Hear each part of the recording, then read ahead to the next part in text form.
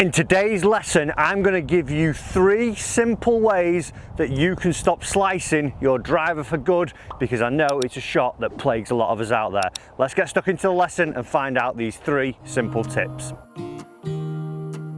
So quickly, just to clarify, what is a slice? A slice for a right-handed player is a shot that starts left of the target, curves right and finishes right-hand side of the target.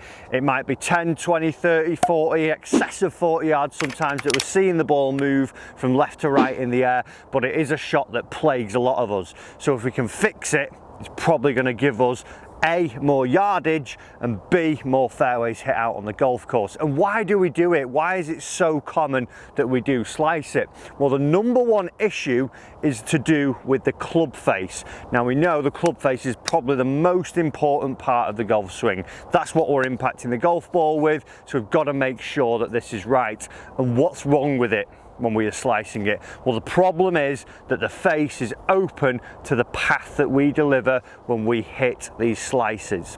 So the first thing I want you to do when we're trying to get rid of our slice is check our grip, because what I would see from a lot of people is that as they're holding the golf club, I would see generally that it's too much down the hand here, running up the palm, and not enough in the fingers like so. And I would also see generally that we start to see a bit more of a weaker grip here. So we would see something where you can't really see much of the back of my hand now, and all we can see is almost just the top part of my thumb on my lead hand. As a right-handed player, that would be my left hand.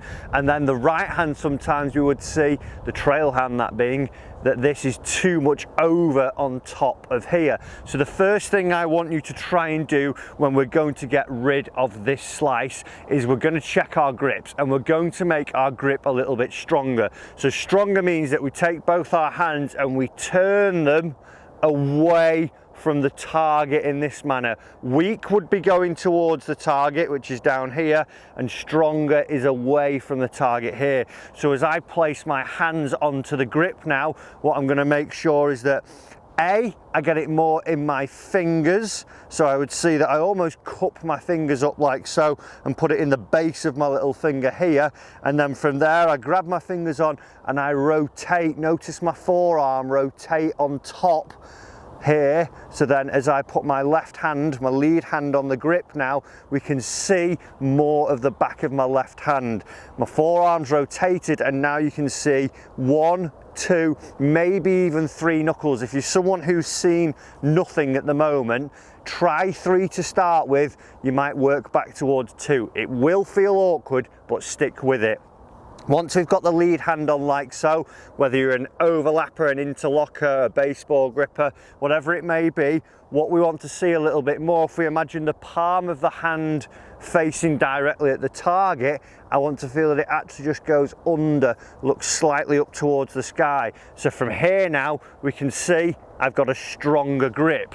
That then is going to allow me to start to control the club face better, because like I said earlier, the big problem is that we would see that we would generally have an open club face.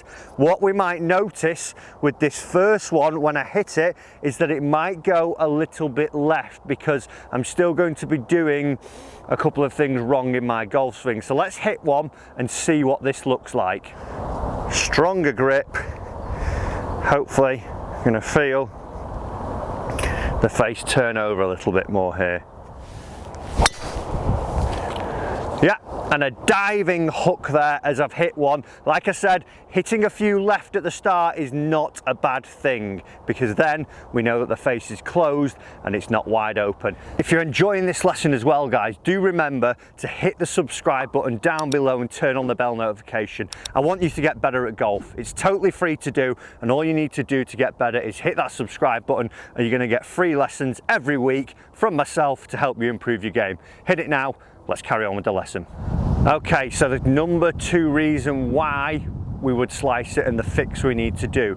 Like I said a moment ago, we would generally see that we have an open club face coming through, and one of the big things that I see, and a lot of people don't really link this problem to their grip and their club face, is what happens with their lead arm through impact. So what we would see is something where we get this breaking down of the lead arm and it almost pulls up and across my torso in this manner. So I don't get any extension, and what I also don't get is any rotation of my forearm.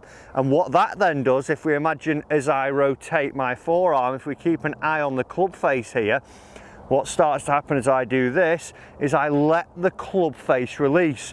So the first two things are crucial, that we are fixing the club face. We've got to fix the face first, then we can fix the third thing, but the face is the most important part. So once we've got this stronger grip, what we would see there, the reason why I hit that one left then was now because the face was closed, because I've made my grip stronger. So when you are going through this, you're going to hit some left to start off with, but be patient. What we now need to work towards is getting the feeling of the left arm extending and rotating a little bit more. So what we've got to try and do then as part two of this slice fix is feel that we get this wide release a little bit more. So it might be that it comes from your trail hand or your lead hand, whichever one you feel it from the most is totally independent, up to you. But what I want you to imagine now, we've heard the old analogy of thumbing a lift, and what we mean by that is if we took the thumb of my lead hand, as I look for a lift here, I'd put my thumb up as I'm letting someone go by me. I'm trying to let the face rotate as I do this. So I've got to get the feeling now that if I used my knuckles as an example and an analogy, I'm trying to show my knuckles to the ground and then almost back behind me in this direction here. I'm not trying to have my knuckles look up to the sky for quite a long time. I want to feel them release. So as we make another swing here, what we've got to try and feel now, like I say, is knuckles to the ground and get them pointing behind me to the left hand side. Or another way to think of it is, can you get your thumb to look behind you, down at the behind the target very quickly as you're coming through? So we would see that the thumb now looks at the target, it doesn't point towards the camera the whole time as I'm going through this. Let's hit another one, see what it looks like. So again, we might still hit it left here, but that's not a bad thing. So good grip, seeing it being a little bit stronger, and I'm feeling my release, letting the club point back down away from the target, letting my thumb point back away from the target. Let's see if we can get a little bit less slice on this one.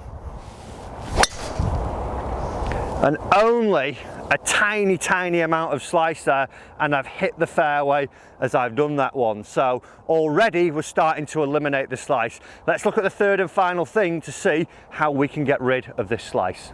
Okay, so the third and final thing is blending this all together with the other element, and that's the direction in which the club is traveling, so the club path. What we would see from that slicer generally is something where the face is open and traveling from outside to in. So as we can see here, I've got a couple of canes now into the ground, small alignment canes, and you could do this whether it's two golf balls, two of your head covers, having one directly behind your ball to target line here, and then having one extended out in your ball to target line here.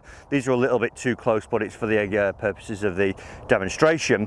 What we would see is that generally the club's traveling across in this direction with a face that's open to the direction that the path is taking.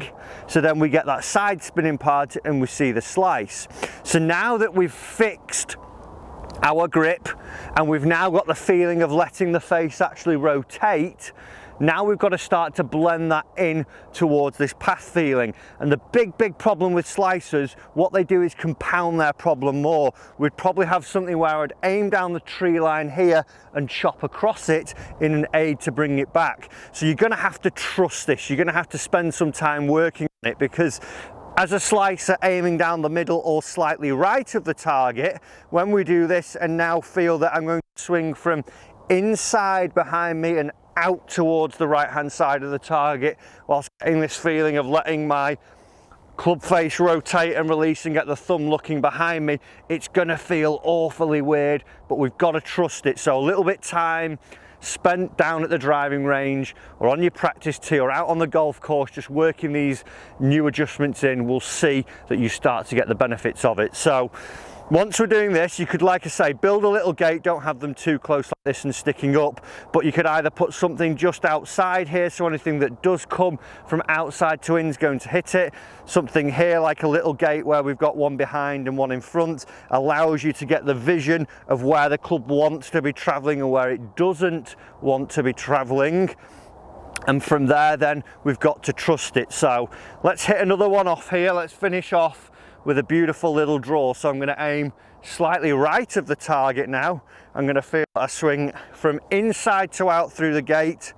That coupled with my new grip and my new release feeling should see that I get a beautiful little draw.